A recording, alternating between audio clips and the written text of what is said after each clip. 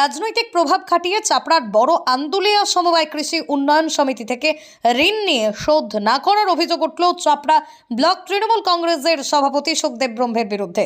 অভিযোগ 2021 সালে 8ই ডিসেম্বর ওই সমবায় সমিতি থেকে 7 লক্ষ টাকা ঋণ নেন সুখদেব ব্রহ্ম। 6 মাসের মধ্যে সেই ঋণ শোধ করে দেবেন বলেই জানিয়েছিলেন তিনি। অভিযোগ 2 বছর পেরিয়ে গেলেও এখনো তিনি ঋণ শোধ করেননি। সুদে আসলে এখনো পর্যন্ত ঋণের পরিমাণ দাঁড়িয়েছে 8,94,997 টাকা। এ পর্যন্ত মাত্র 30,000 টাকা শোধ করেছেন। ব্যাংক কর্তৃপক্ষের দাবি, বারবার তাগাদা দেওয়া সত্ত্বেও ঋণ শোধ করছেন না তিনি।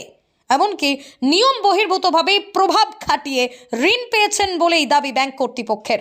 নিয়ম অনুযায়ী সমবায় ব্যাংকের অন্তর্গত সদস্যরা এবং এই সমবায় সমিতির অন্তর্গত 3টি গ্রামের বাসিন্দারা ঋণ পেতে পারেন, কিন্তু সমস্ত নিয়ম অগ্রাহ্য করে তাকে ঋণ দেওয়া হয়েছে।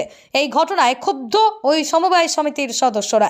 তাদের অভিযোগ, তারা ঋণ নিতে গেলে সমবায় কর্তৃপক্ষ তাদেরকে ঋণ দেন না, অথচ নেতারা প্রভাব খাটিয়ে ঋণ নিয়ে শোধ করছেন না। এর ফলে গ্রাহকরা ক্ষতিগ্রস্ত হচ্ছেন। তবে প্রভাব খাটিয়ে ঋণ পাওয়ার বিষয়টি অস্বীকার করেছেন সুখদেব ব্রহ্ম। তার দাবি, নিয়ম মেনে ঋণ দেওয়া হয়েছে, সময় মতো শোধ করে দেবেন। ব্যুরো রিপোর্ট, জি নিউজ বাংলা। তারপরে এ যাবৎ পর্যন্ত ওনার আমরা পেয়েছি আপনার 15/9/2023 20,000 টাকা আর 20/9/2023 10,000 টাকা, সর্বমোট 30,000 টাকা দেওয়ার পরেও 16/1/2024 ওনার বাকি হচ্ছে 8,92,235 টাকা। এটা হচ্ছে আমাদের নোটিশ দেওয়া হয়েছে। নোটিশে কোনো উত্তর পাওয়া গিয়েছে না, আমরা ম্যানুয়ালি বলেছি এবং নোটিশের কোনো উত্তর পাইনি এবং আমাদের প্রচণ্ড চাপ দিচ্ছে যে আমাদের এই টাকাটা আমরা রেফারেন্স পাবো না, এটা জনগণের ডিপোজিটের টাকা। সেই জন্য আমরা খুব প্রবলেম অ্যারাইজ করতেই হবে, কারণ এটা তো আমাদের গভর্নমেন্ট দেয় না, টাকাটা জনগণের রাখা টাকা থেকে আমরা দিয়েছি। আমাদের যে গত 1 বছর আগে এজিএম হয়েছিল, এজিএমএ এই কথাটাই উঠেছে। এই এলাকার জনগণ যারা এসেছেন তারাও বলেছেন বাইরের লোককে আপনারা লোন দিলেন কেন এবং কীভাবে হবে, এবং এ নিয়ে একটা মিশ্র প্রতিক্রিয়া এসেছিলো মানুষের মনে, ব্যাংকের টাকা চলে যাচ্ছে এদিক ওদিকে। কিন্তু আমি বলছি, আপনি এডিটর মানে সংবাদের লোক, কিন্তু ব্যাংকের স্বার্থে সংবাদটা যেন কোনো বিকৃত না হয়। আমরা বাধ্যবাধকতা আছি, আমাদের ডিপার্টমেন্ট চাপ দিয়েছে সমস্ত লোন তুলতে হবে, এবং আপনারা হয়তো জানেন না, লোন আদায় না করতে পারলে আমাদের 2 মাসের মাইনে স্যালারি বন্ধ করে দিয়েছিল। কিন্তু বোর্ড আসছে, লোন দিয়ে যাচ্ছে, কেউ প্রভাব খাটিয়ে লোন নিচ্ছে আর স্টাফরা কিন্তু ভুগছে।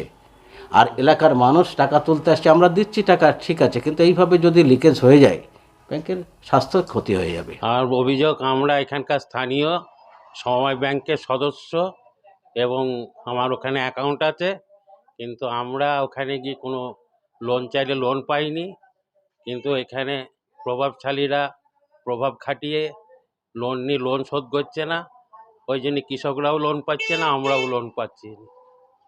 হ্যাঁ, তৃণমূলের নেতারা এখানে প্রভাব খাটিয়ে লক্ষ লক্ষ টাকার লোন নিয়েছে, কেউ শোধ করছে না।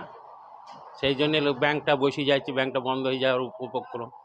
সাধারণ মানুষরা লোন পাচ্ছে না, কৃষকরা লোন পাচ্ছে না, না তারাও পাচ্ছে না, তাদেরও সেই একই অবস্থা। যারা এখানে গ্রাহকরা আছে, যারা টাকা জমা দিয়েছে, তারাও ঠিকমতো ফেরত পাচ্ছে না টাকা। কোনো প্রভাব খাটিয়ে লোন নেওয়া, লোনকে প্রভাব খাটিয়ে নেওয়া যায়? ব্যাংকের যা নিয়ম, সেই নিয়ম মেনেই লোন নিয়েছি এবং সেই লোনের ইন্টারেস্টও কিছু কিছু আমি শোধ করছি এবং আগামী দিনে পুরো লোনটাই শোধ করে দেবো। এর মধ্যে কোনো প্রভাব খাটার, একজন স্বাধীন ভারতের নাগরিক হিসেবে যে কোনো ব্যাংক থেকে লোন নেওয়ার অধিকার তো সবার আছে। এটা তো কোনো, এর মধ্যে তো কোনো অন্যায় নেই। হ্যাঁ, লোনটা হয়তো যে সময়ের মধ্যে শোধ করার কথা ছিল সেটা কোনো কারণে হয়ে ওঠেনি, সেটা আগামী দিনে শোধ হবে। নিয়ম মেপে কি লোন নেওয়া হয়েছে? একদম নিয়ম মেনে আমি অ্যাপ্লিকেশন করে বোর্ড অফ ডিরেক্টরসে পাস করে, তারপরে আমি কি জোর করে লোন নিতে পারি? লোন তো যেভাবে নিয়ম অনুযায়ী লোন, সেভাবে নিয়ম অনুযায়ী নিয়েছি।